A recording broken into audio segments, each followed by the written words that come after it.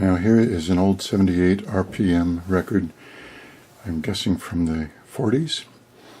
There's a white generic paper label with penciled in titles. This side is A Little Man on a Fence by Josh White. It seems to be about fence sitters in World War II who weren't so sure it was good to get into that war. At least that's my interpretation. Let's hear what it sounds like. I don't know if this is a test pressing, but I guess that's what it looks like.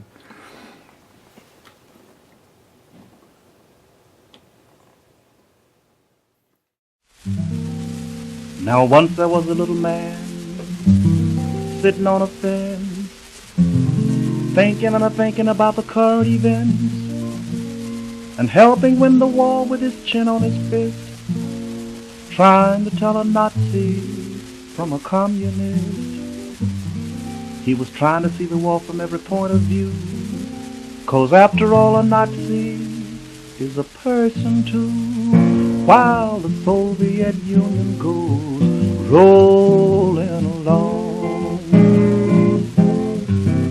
Then the little man looked on his left, and what did he see but a whole crowd of people shouting victory?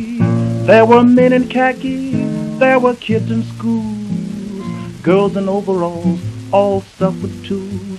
Then the little man said, with a big crocodile tear, I'd like to help, but I'm so goddamn safe up here, while the Soviet Union went rolling along. Well, now over on his right, in that great big cars, was a bunch of fat men puffing big cigars, and they all were shouting with great broad grins about what to do with Stalin when Hitler wins. Then over in a corner, under a table, he saw a man making faces at a Union label, while the Soviet Union went rolling along. Then the little man said, as he wrinkled his brow, they should only get together somehow. If they take the advice of a man like me, why they'd both get together and they'd agree. Then he'd sit down with his reasons and rhymes, took a pen and wrote a great long letter to the Times, while the Soviet Union went rolling along. He was sitting very pretty and feeling very sage, reading Westbrook Pegler on the feature page, when out from behind him came Martin Dice and pulled a big swastika over both his eyes. Now you don't have to worry what it's all about, 'cause he and Gerald Smith got it all figured out, and the United Nations go rolling along.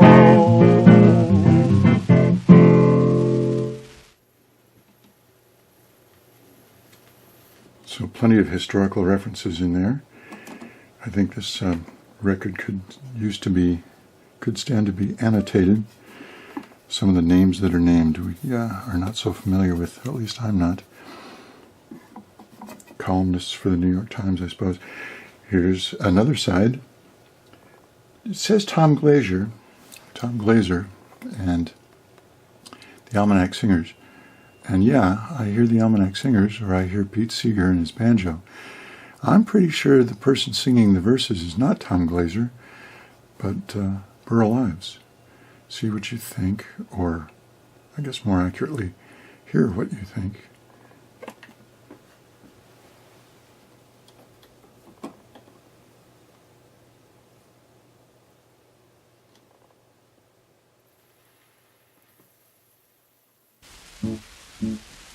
When the Union's inspiration through the workers' blood shall run, there can be no power greater anywhere beneath the sun. Yet what force on earth is weaker than the feeble strength of one? But the Union makes us strong.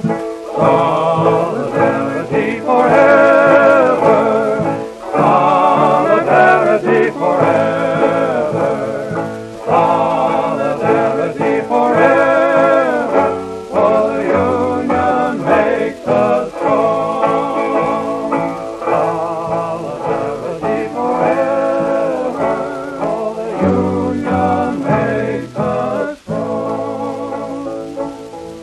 mighty long time since the early days when it took a bunch of pickets to get a raise. We've built a union 10 million strong. We taught the bosses how to get along with the working class. More respectful like, friendly conferences and mutual understanding. You could just take a look at a union town. Folks don't walk the streets with their heads bowed down. You see clean cities, happy kids, feel mighty proud what the union did. More wages, better hours. Folks have more time to live together.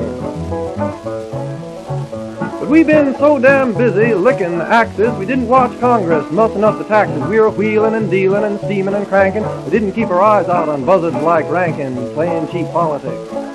Poll tax buzzards ought to clip his wings. Now don't you think that it's a hell of a note to filibuster on the soldiers' vote, to make long speeches and shed hot tears about the sad, sad fate of the war profiteers? That's Congress for you, though. Week in, week out, week all over. If you want to know what I think of it all, we ought to stick together when we vote this fall. When they count the ballots, there's a lot of us. 10 million workers can make a hell of a fuss. Change Congress. Make them respect us like management does. Yes, we've organized, got better conditions. We pitched in together, made the world's munitions. Now we got to vote for men who will right our wrongs. Put some guys in Congress who will sing our songs. Solidarity forever. Solidarity forever. Solidarity forever.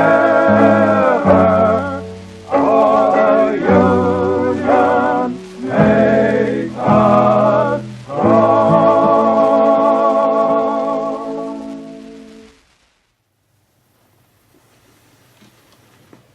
Well, perhaps those verses were written by Tom Glazer. Don't know. Someone might. Thanks for listening.